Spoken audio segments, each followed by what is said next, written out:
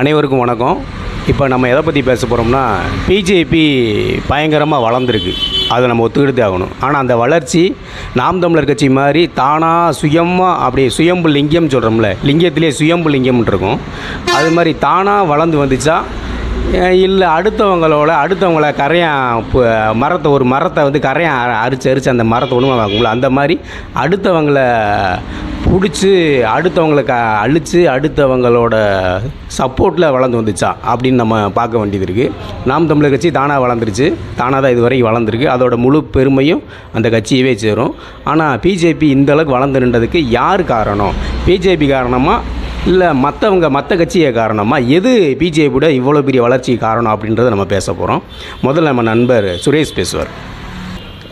வணக்கம். நடந்து முடிஞ்ச தேர்தலில் வந்து பிஜேபி வந்து கிட்டத்தட்ட அது நோட்டாவுக்கு கீழே இருந்த கட்சி. அது எப்படி இவ்வளோ பெரிய வளர்ச்சியாச்சு, அசூர வளர்ச்சிக்கு எப்படி வந்துச்சுங்கிறத நம்மளால் ஜீரணிக்கவே முடியலை. ஏன்னா கிட்டத்தட்ட அது 2வது இடம்னே சொல்லலாம் தமிழ்நாட்டில் வந்து. இது இப்படி இவ்வளோ வளர்ச்சி வந்துச்சுன்னே தெரியல. ஏன்னா கோயம்புத்தூர்லாம் பார்த்தீங்கன்னா கிட்டத்தட்ட வெட்டி நெருக்கிட்டாங்க. அவங்க 4 லட்சம் ஓட்டுக்கு மேலே அண்ணாமலை வாங்கிட்டாப்புல. 4 லட்சம் ஓட்டெல்லாம் பிஜேபிக்கு தமிழ் மக்கள் கொடுப்பாங்கன்னு நாங்கள் கனவுகளோடு எதிர்பார்க்கல. இவ்வளோ பெரிய வளர்ச்சி அவங்க வருவாங்கன்னு நினைக்கக்கூட இல்லை. இப்போ திராவிட என்ன பண்ணுச்சு அப்படின்னா, அந்த திருட்டு திராவிடம் என்ன பண்ணுது அப்படின்னா, பிஜேபி வந்துடும் மக்களை பயன்படுத்தியவும் உண்மையிலேயே பிஜேபி அவங்க கூட்டு வந்துட்டாங்க. தமிழ்நாட்டுக்குள்ளே கூட்டு வந்து நடு வீட்டில் உட்கார வச்சுட்டாங்க. அதுவே உண்மை. இப்போ இனிமேல் வந்து யாராலையும் வந்து பிஜேபியோட வளர்ச்சியை தடுக்க முடியாது. வர்ற தேர்தலே அவங்க தாக்கம் பயங்கரமாக இருக்கும். ஏன்னா மேலே அவங்க ஆட்சியில் அமர்ந்துட்டாங்க. இனி வந்து பிஜேபி வந்து நம்மளால் வரப்போகிற விளைவுகளுக்கு வந்து யார் பொறுப்பேற்க போகிறான்னு தெரியல. திமுக என்ன சொல்லும்னா, பிஜேபி வந்துடும், நாம் தமிழர் கட்சிக்கு வாக்களிக்காதீங்க, பிஜேபி வந்துடும் அப்படின்னு சொல்லிட்டு போன தேர்தலில் 2019 தேர்தல் அப்படி தான் சொல்லிச்சு. நான் இந்த தேர்தலில் சொல்லலை.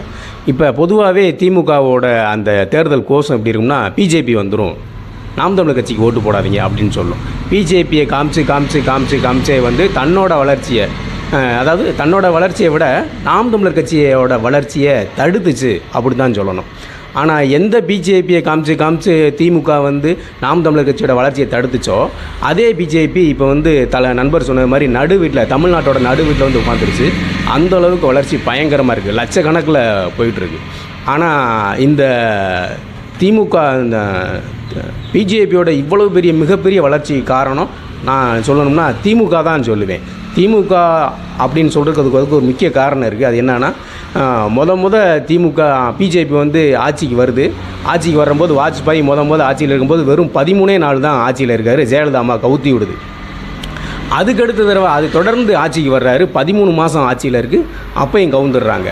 அதுக்கடுத்த தடவை ஆட்சிக்கு வரும்போது 5 வருஷம் தொடர்ந்து ஆட்சியில் இருக்கார். அவர் தொடர்ந்து 5 வருஷம் பிஜேபி ஆட்சியில் இருக்கிறதுக்கு, வாஜ்பாய் ஆட்சியில் இருக்கிறதுக்கு ஒரே காரணம் கருணாநிதி ஐயா தான். அப்போ அங்கே தான் ஆரம்பிக்குது பிஜேபியோட வளர்ச்சி. அன்னைக்கு ஆரம்பித்தது பிஜேபியோட வளர்ச்சி.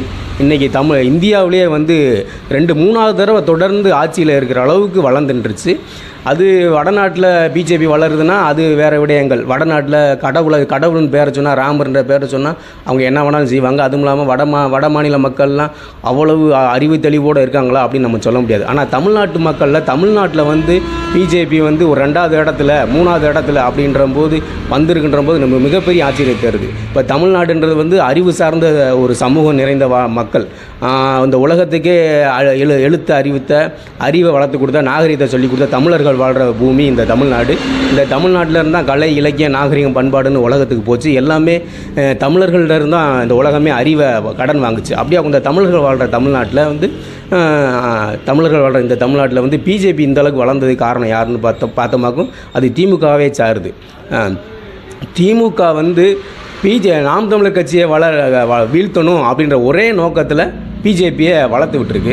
ஏன் திமுக வந்து பிஜேபி வளர்த்து விடணும், நாம் தமிழரை வளர்க்கக்கூடாது, நாம் தமிழரை ஒழிச்சே கட்டணுன்ற எண்ணம் திமுக இருக்கான்னா, திமுக வந்து எப்படி பார்த்தாலும் திராவிட சிந்தனை கொண்டது. திராவிடர்கள் எப்படின்னு பார்த்தீங்களாக்கும் ஆரிய சிந்தனை கொண்டவங்க. ஆரியர்கள்னால் இந்த ஐயங்காரோட சேர்ந்து இந்த திராவிடர்கள் வந்து அவங்கள தன்னோட சிந்தனையிலே வந்து திராவிடர்கள் வந்து ஆரியர்களோட சேர்ந்து போனவங்க. தமிழர்கள் வந்து பிரிஞ்சு போனாலும் திராவிடர்கள் வந்து ஆரிய சிந்தனை கொண்டவங்க. ஆனால் தமிழர்கள் அப்படி கிடையாது, எப்போயுமே தனித்து நிற்கிறவங்க. அதனால் நாம் தமிழர் கட்சி என்றைக்குமே தனிச்சு நின்றா அது நல்லதில்லை அப்படின்னு சொல்லிட்டு திமுக நினச்சி ஆரியத்தோட சிந்தனையில் செயல்பட்டு ஆரியத்தோட பங்காளி திமுக அப்படின்றதுனால தமிழ்நாட்டில் அதிமுக ஒழித்து அதிமுகவை முழுங்கி அதிமுகவை கரையை அரித்த மாதிரி அரித்து பிஜேபி வளர்ந்து நிற்கிது. அதுக்கு வந்து திமுக வந்து துணை நிற்கிது. திமுக அப்படின்ற ஒரு கட்சி பிஜேபியோட கூட்டணி இல்லாமல் பிஜேபியை வந்து முழுசாக அழிக்கணும் அப்படின்னு நினச்சாக்கும் இது வந்து திமுக வந்து பிஜேபி அழிக்கணுமே ஒழிய நாம் தமிழர் கட்சியை எந்த அளவுக்கு அது வந்து ஒழிச்சு நிற்கணும் அப்படின்ற சிந்தாந்தம் அந்த தமிழ்நாட்டில் வளர்ந்துருக்காரு. திமுகவோட முழு காரணம் திமுகவோட முழு எண்ணம் தான் பிஜேபி இந்த அளவுக்கு வளர்ந்து நிற்கிறது. திமுக அடிக்கடி சொல்லும், நாங்கள் வந்து சிறுபான்மையினரோட காவலர்கள் அப்படி. இந்த அளவுக்கு வளர்ந்து நிற்கிறதுக்கு என்னையை பொறுத்தளவுக்கு திமுக தான் காரணம். திமுக வந்து இந்த பிஜேபின்ற பூச்சாண்டியை இனிமேல் அது விடணும். திமுக கண்டிப்பாக விடாது. ஏன்னா திமுகவுக்கு வந்து பிஜேபி வளர்ந்து நின்றா தான் அந்த 60-40 கொள்ளையடிக்கிறாங்களா அந்த மாதிரி அதிமுக எந்த இடத்துல இருந்துச்சோ அந்த இடத்துல பிஜேபி வந்துடும். பிஜேபியும் திமுகவும் சேர்ந்து 60-40 கொள்ளையடிக்கலாம் முடிவு பண்ணிட்டாங்க. நாம் தமிழர் கட்சி வளர்ந்து நின்றுச்சாக்கும் அது பிஜேபிங்க ஆப்பு, அது திமுகவுக்கும் ஆப்பு. அதனால் அந்த பிஜேபி என்ன நினைக்கிது, திமுகவும் என்ன நினைக்கிதுன்னா 2 பேரும் சேர்ந்து எப்படியாவது இப்போ நாம் தமிழர் கட்சியை ஒழிச்சிருவோம், நாம் தமிழர் கட்சி வரவே கூடாது, அது நம்ம பரம்பரை எதிரி அந்த மாதிரி நினைக்குது. அதனால் மக்கள் வந்து இந்த திமுக பூச்சாண்டி பிஜேபி பூச்சாண்டி அப்படின்னு அதெல்லாம் விட்டுட்டு தயவுசெய்து நாம் தமிழர் கட்சியை வளர்க்குற வேலையை மக்கள் பார்க்கணும்.